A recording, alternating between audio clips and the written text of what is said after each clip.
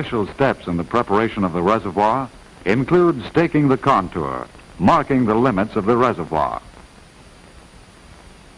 Normal pool elevation is marked as the basic clearing line for applying specifications for the removal of trees and brush. The distance to be cleared beyond this line varies with topography, type of growth, and exposure of the future shoreline to wave action.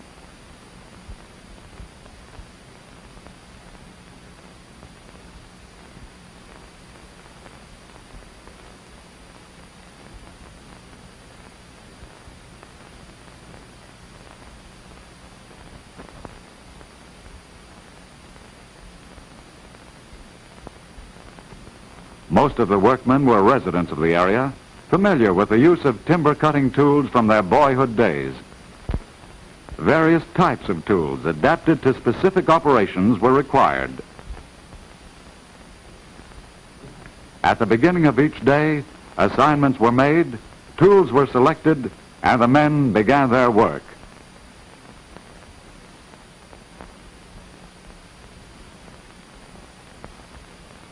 The underbrush was cut by one crew to make it easier and safer for the timber cutting crew which followed.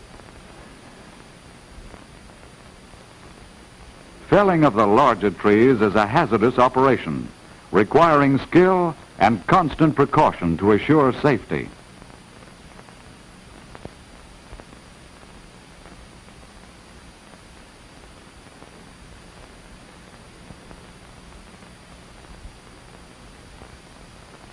In some areas, mules were used to drag logs into the cleared area, where they were piled.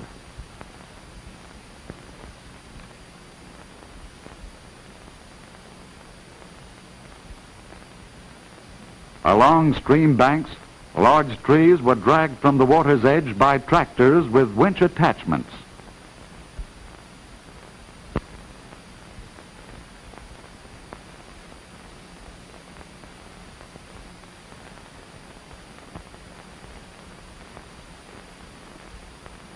Special bank machines developed within the authority were also used on this type of operation.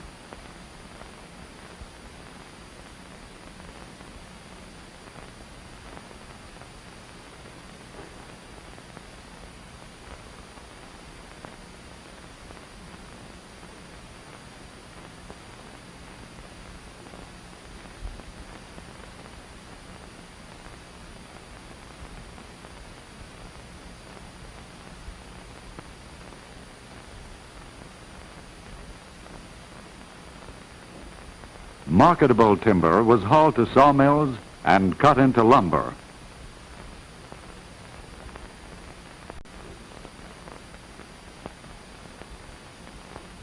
On all operations, care was taken to provide the workmen with an ample supply of safe drinking water. Paper cups were provided at all times, and only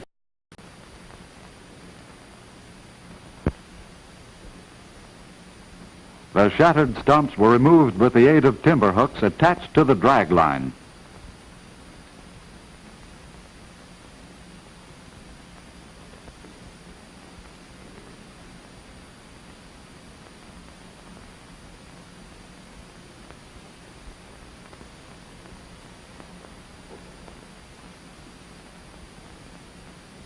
In swampy areas, the drag lines traveled and operated on supporting mats.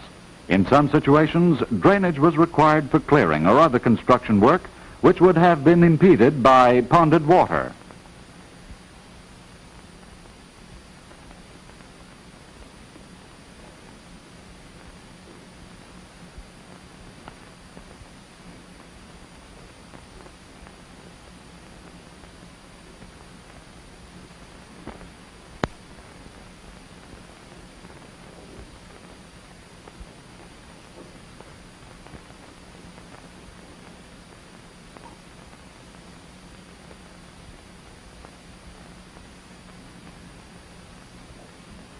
Final conditioning of the malaria control fluctuation zone required the removal of vegetation from a marginal band which varied in width from a few feet on steep banks to a wide belt in the flats.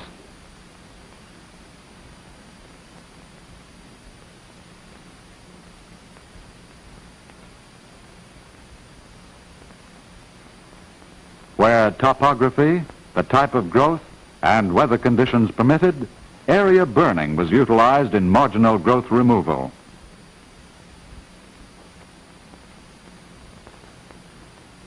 Some woody stands were burned over, but most area burning was over grass-covered flats.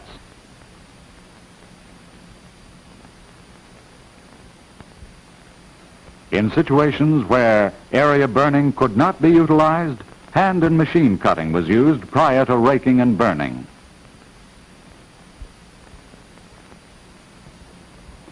Immediately below the margin of complete growth removal, tall vegetation extending into the fluctuation zone was topped.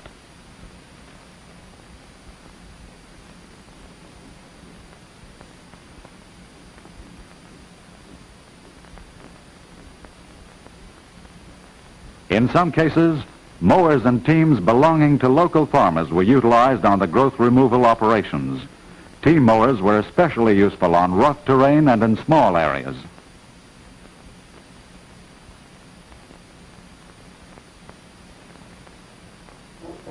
Tractor mowers cut from 2 to 4 times as much per day as team mowers and were used principally in large flat areas.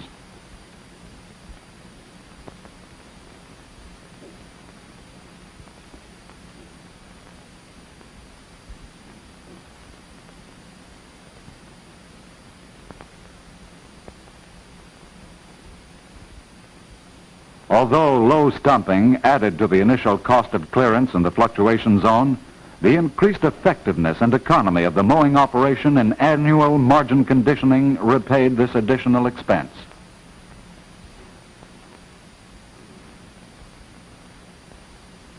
Hand cutting was used where more economical methods could not be applied.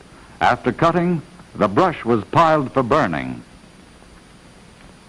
To reduce man-hours required to clear areas of heaviest regrowth, hand cutting of sprouts was preceded by a brush harrow drawn by a bulldozer.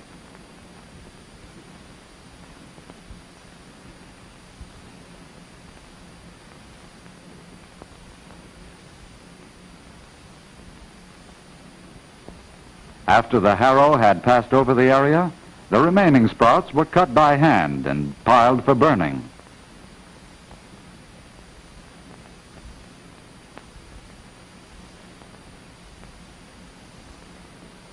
The piles of brush were burned.